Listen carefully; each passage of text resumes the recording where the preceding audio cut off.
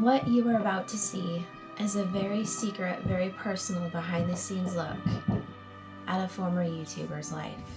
What you see on camera is often not what you see in reality.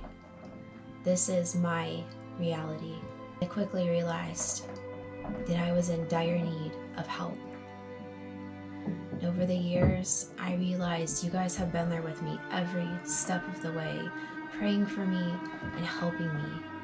In a weird time loop paradox, even though you haven't seen me yet, you've already been helping me. So I thank you for that. Please share these videos with your friends, click like, leave a comment.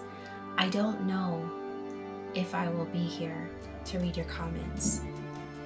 At the end of the day, I don't know how much time I have. And also please respect my privacy, because it is a life or death matter at this point.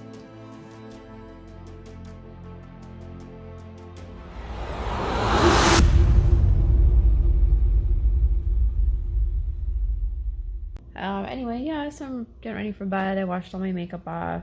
I mean, tomorrow I really need to just drive around looking for like farms to just drive up and talk to them and say, please give me a call, like text me.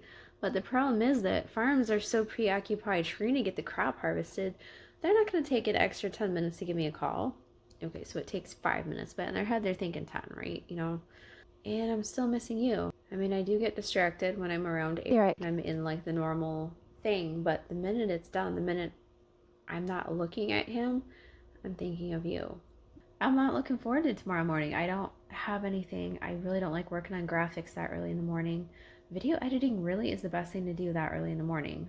It's hard because I want to stay organized. I want to be meticulous. I want to say, okay, this day I'm going to go see the horses. This day I'm going to clean the house. I know, look at my nails. This day I'm going to go do tractor runs. And this day I'm going to edit videos.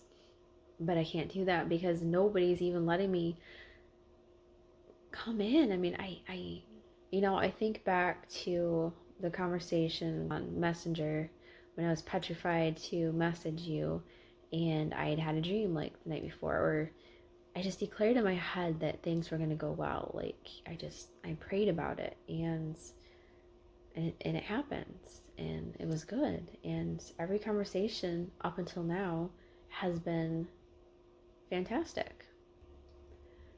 I mean, as far as we go, I guess, I'm just gonna leave it in your hands. You put it out there and you said specifically, that's where I live.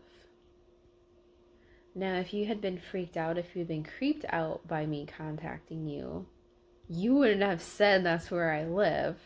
You would have said that's one of my family's farms, and you would have left it at that. But you made a point to add that. And you say, haha, that's our farm? Yeah, haha, that's our farm, period. That's where I live. Yeah, so I'm not going to say anything else because I already responded to that.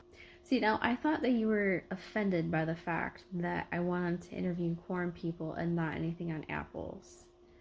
Because you seemed a little put off when I asked you that, and you just flat out said you didn't know anybody. Which I really don't think is true, because obviously your neighbors across the street are doing corn. Everybody on your road is doing corn.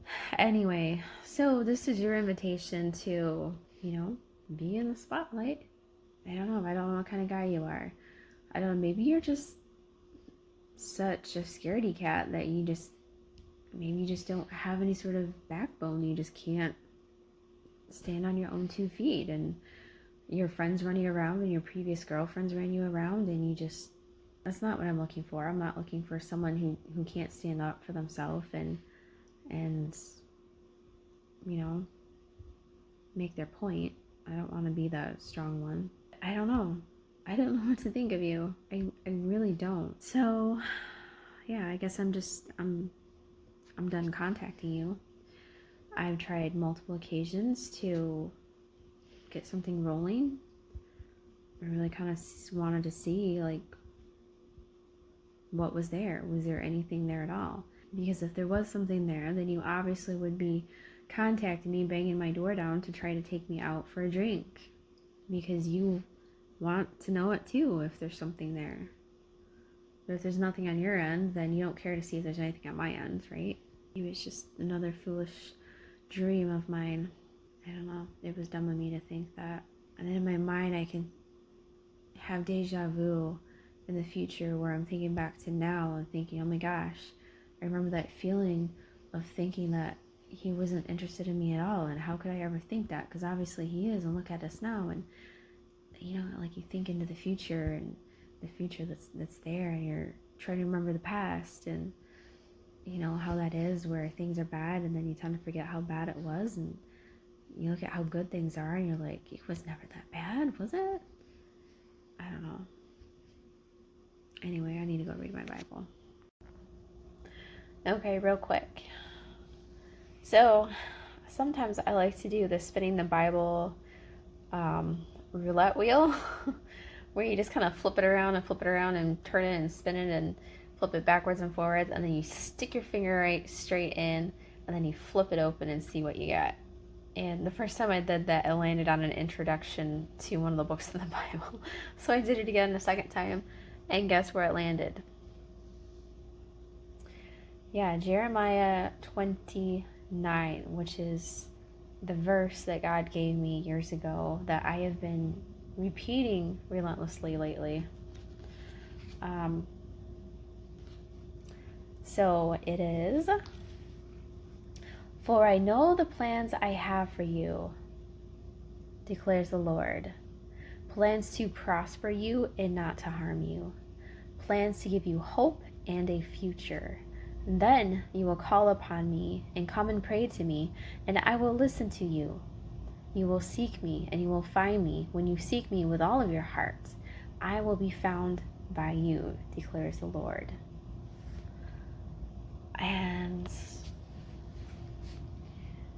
you know, that's why sometimes you just have to read your Bible, because you say, Lord, give me something to go on. And there it is.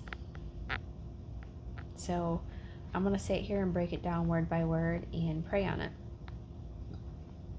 And really eat it tonight.